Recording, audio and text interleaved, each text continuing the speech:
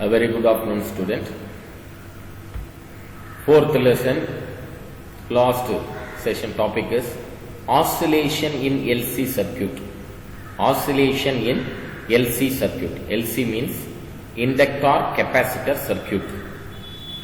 Energy conversion during LC oscillations. We have learned that energy can be stored in both inductors and capacitors. Energy stored in both inductors and capacitors. Reverse 1.82 plus 4.3.2. The inductor, the energy is stored in the form of magnetic field. Please note it down, inductors. The energy is stored in the form of magnetic field, while in capacitors, it is stored as an electric field. Whenever energy is given to the circuit containing a pure inductor of inductance L and a capacitors of capacitance C, the energy oscillates back and forth between the magnetic field of the inductor and the electric field of the capacitor. Thus, the electrical oscillations of definite frequency are generated. Once again repeat. The containing a pure, whenever the energy is given to the circuit containing a pure inductor of inductance L and a capacitors of capacitance C, the energy oscillates back and forth between the magnetic field of the inductor and the electric field of the capacitor. Thus, the electric oscillation of definite frequency are generated. These oscillations are called LC oscillator. This is important 2-mark question. What is meant by LC oscillation? The next point is generation of LC oscillations. Let us assume that the capacitor is fully charged with maximum charge Qm. Qm means maximum charge at the initial stage, so that the energy stored in the capacitor is maximum and is given by UE, energy, is equal to Qm square divided by 2C. This is the capacitor, maximum energy of capacitor equation. As there is no current in the inductor, the energy stored in it is 0. UB is equal to 0. UB is equal to 0. That means magnetic field is equal to electric storage energy is Qm square divided by 2C. Therefore, the total energy is wholly electrical. This is known in figure 4.52. The capacitors now begin to charge through the inductor. The establishes current I in clockwise direction. This current produces a magnetic field around the inductor and the energy stored in the inductor is given by UB is equal to Li square divided by 2. As the charge in the capacitor decreases, the energy stored in it is also decreases and is given by UE is equal to Q square divided by 2C. Thus, there is a transfer of some part of energy from the capacitor to the inductor. At that instant, the total energy is the sum of the electrical and magnetic energies.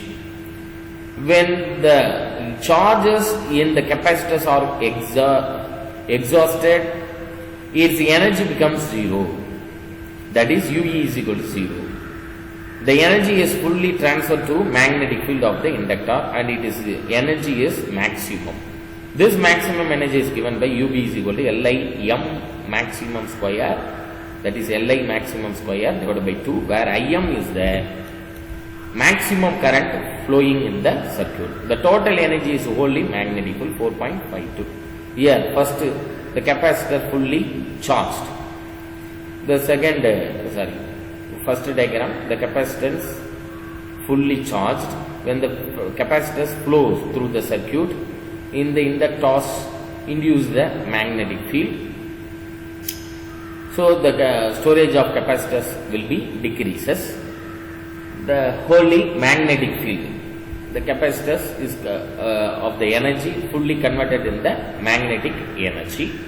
Then the next diagram says the polarity of the capacitor will be changed because due to the induction process the polarity will be changes. The next diagram, the capacitor fully charged in the opposite polarity. Then again the current goes in the reverse direction, opposite direction. Again the magnetic field produced. The capacitors, storage of capacitors will be decreases. That means 0. Again the polarity of the capacitors will be changed due to the induction process. Then again the capacitors fully charged. This is the oscillation circuit, LC oscillation circuit. Even though charge in the capacitor is 0, the current will continue to flow in the same direction because the inductor will not allow it to stop immediately. The current is made to flow with decreasing magnitude by the collapsing magnetic field of the inductor. As a result of this, the capacitor begins to charge in the opposite direction. A part of the energy is transferred from inductor break to the capacitor. The total energy is the sum of the electrical and magnetic energy. The state of circuit is similar to the initial state, but the difference is that of capacitor is charged in opposite direction. The capacitor then starts to discharge through the inductor with the anti-clockwise direction. The total energy is the sum of the electrical and magnetic energies. As already explained, the process are repeated in opposite direction. Finally, the circuit returns to the initial state. Thus, when the circuit goes through these stages and alternating current flows in the circuit. As this process is repeated again and again, the electrical oscillation of definite frequency are generated. These are known as LC oscillation. In the ideal LC circuit, there is no loss of energy. Therefore, the oscillation will continue infinitely. Such oscillations are called undamped oscillation. Therefore, the oscillation will continue indefinitely. Such oscillation are called undamped oscillation. Then the next point is conservation of energy in LC oscillation. Conservation of energy in LC oscillation. During the LC oscillation in LC circuit, the end of the system oscillate between the electrical field of the capacitor and the magnetic field of the inductor. Although these two forms of energy vary with the time, the total remains constant. Total energy remains constant. It means that LC oscillation takes place in accordance with the law of conservation of energy. Law of conservation of energy is nothing but energy neither be created nor be destroyed. The energy transfer from one form to the another form. Total energy U is equal to UV plus UB. That means Q square divided by 2C plus 1 by 2 Li square. So this is for capacitor energy, this is for inductor energies. Let us consider three different stages of LC oscillation and calculate the total energy of the system. Case 1. When the charge in the capacitor Q is equal to Qm, that means maximum charge, and the current through the inductor I is equal to 0, the total energy is given by U is equal to Qm square divided by 2C plus I is nothing but 0. That is why this term, full term is also 0, is equal to answer is first case Qm square, maximum charge square divided by 2C.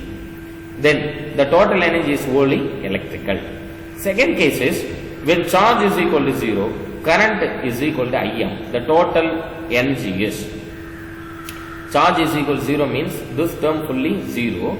So that is why the equation U is equal to 0 plus 1 by 2 L I M square. That means maximum current square is equal to, the second stage is 1 by 2 L I M square. Then I maximum square is nothing but Qm square divided by LC. That means L by 2 into Qm square divided by LC. That means Im is equal to Im omega is equal to Qm divided by root of LC. From this equation, we rearrange this step 1 by 2 Lim square. So Im square can be written as Qm square divided by Lc.